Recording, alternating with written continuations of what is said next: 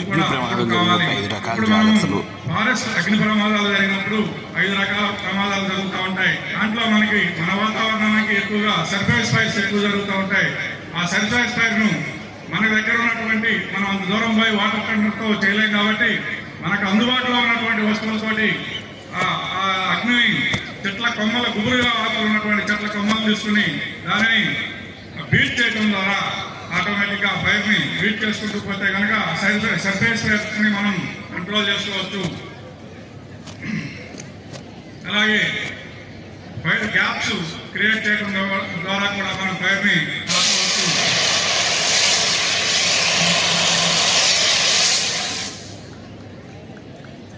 తర్వాత oil fires జరిగినప్పుడు మనం ఉపయోగించేటువంటి పెట్రోల్ కావచ్చు, కిరోసిన్ కావచ్చు, డీజిల్ కావచ్చు, అట్లాగే మనం ఆయిల్ ఫైర్స్ అయినప్పుడు వాటి మీద ఎటువంటి పరిస్థితుల్లోనూ వాటర్ యూజ్ చేసినట్లయితే వాటర్ యొక్క డెన్సిటీ ఎక్కువ కాబట్టి డైరెక్ట్ గా కిందకి వెళ్ళిపోతుంది.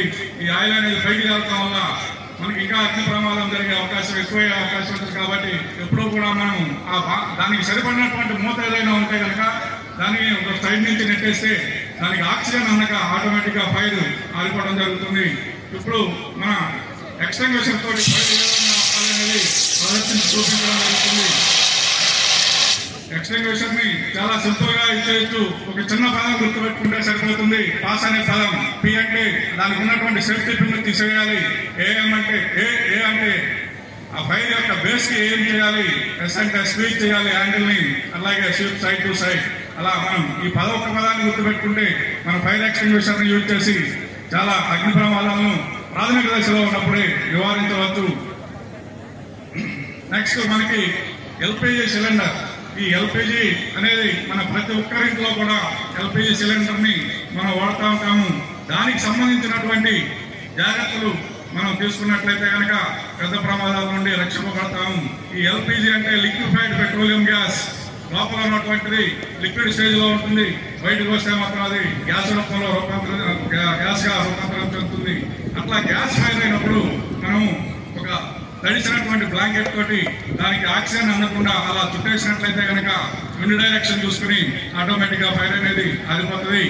ఈ గ్యాస్ ఎయిర్ కంటే బరువైనది కాబట్టి ఎప్పుడూ కూడా గ్రౌండ్ లెవెల్లో ఫామ్ అవుతుంది. లీక్ అయినప్పుడు మనము దీంట్లో బ్యూటైన్ ప్రొపైల్ మిశ్రమమే ఈ గ్యాస్.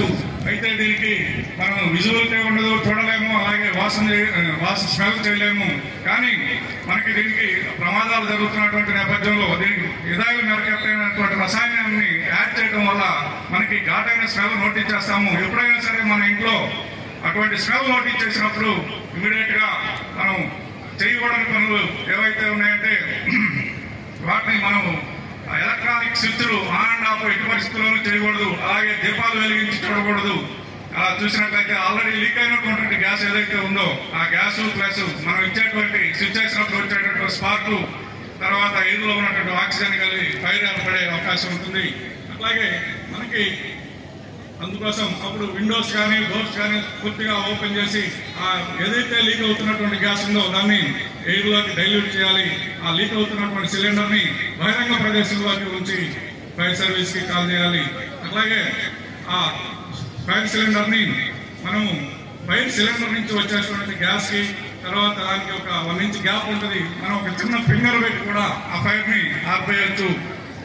అలాగే ఈ గ్యాస్ అనేది ఫైర్ లో ఉన్నప్పుడు గ్యాస్ దాని నుంచి మండుతున్నప్పుడు మనకి ఎటువంటి ప్రాబ్లం ఉండదు. ఎప్పుడైతే గ్యాస్ ఫైర్ లో ఇన్వాల్వ్ అయి ఉందో అది 10 మినిట్స్ తర్వాత ఎప్పుడైనా బ్లాస్ట్ కావచ్చు. కాబట్టి ఎప్పుడైనా సరే ఈ గ్యాస్ సిలిండర్ ఫైర్ లో ఉందని మనం చూసినప్పుడు దాని నుంచి అఫైర్స్ అయినప్పుడు ఇమీడియట్ గా మనకి దగ్గరలో ఉన్నటువంటి ఫైర్ స్టేషన్ కానీ లేదు అంటే కనుక 101కి కాల్ చేస్తే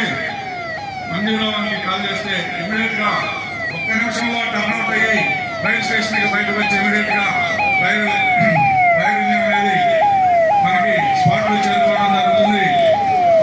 ఇమీడియట్ యాక్షన్ చేసి ఫైర్ ని కంట్రోల్ చేయడం జరుగుతుంది. ఇక్కడ మనకి ఫైర్ అవుతున్న దాని మీద వాటర్ మనం యూజ్ చేసినట్లయితే కనుక ఏదైతే మనం 3 ఎలిమెంట్స్ లో టెంపరేచర్ ఏదైతే ఉందో దానిని వాటర్ ద్వారా కూల్ చేయడం ద్వారా ఆ హీట్ ని రిమూవ్ చేస్తాము. ఎప్పుడైతే హీట్ ని రిమూవ్ చేసామో ఆటోమేటిక్ గా ఫైర్ అనేది స్టాప్ అయిపోద్ది.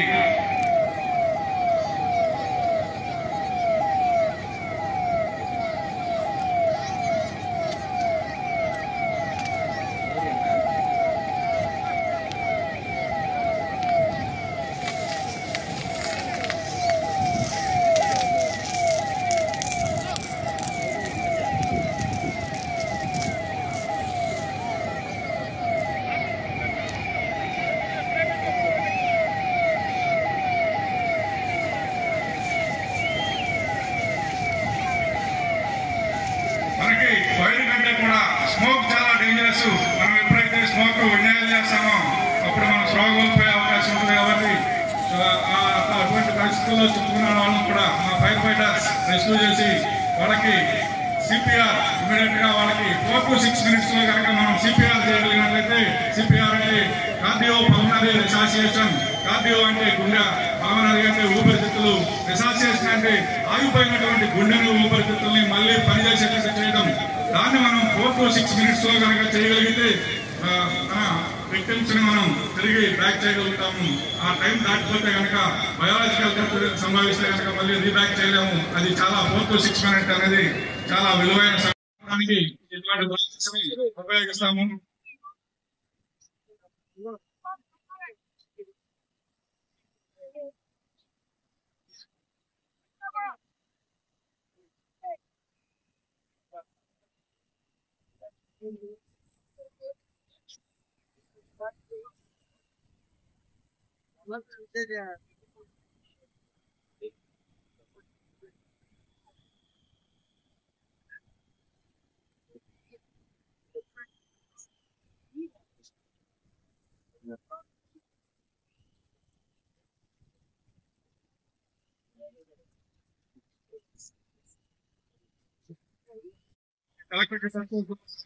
ఎక్కువ లోడ్ ఉపయోగించడం ఎక్కువగా జరుగుతూ ఉంటాయి.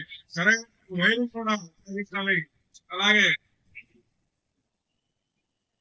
ఇప్పుడు మనకి ఇది రివాల్వింగ్ రాకెట్ మనకి లేకుంటే జగన్ రూమ్స్ లో మనకి సీట్ ఆఫ్ ఫైర్ తెలియదు. అటువంటి సందర్భాల్లో మనము రెగ్యులేట్ చేసి దాని నుంచి బ్రాంచ్ ని ఆ స్మోక్ లేనటువంటి గదుల్లోకి కలిపి పంపడం వల్ల రూమ్ లో ఉన్నటువంటి అన్ని దిక్కులకు వాటర్ స్ప్రే చేయబడి ఫైర్ అనేది ఆపడం జరుగుతా ఉంది.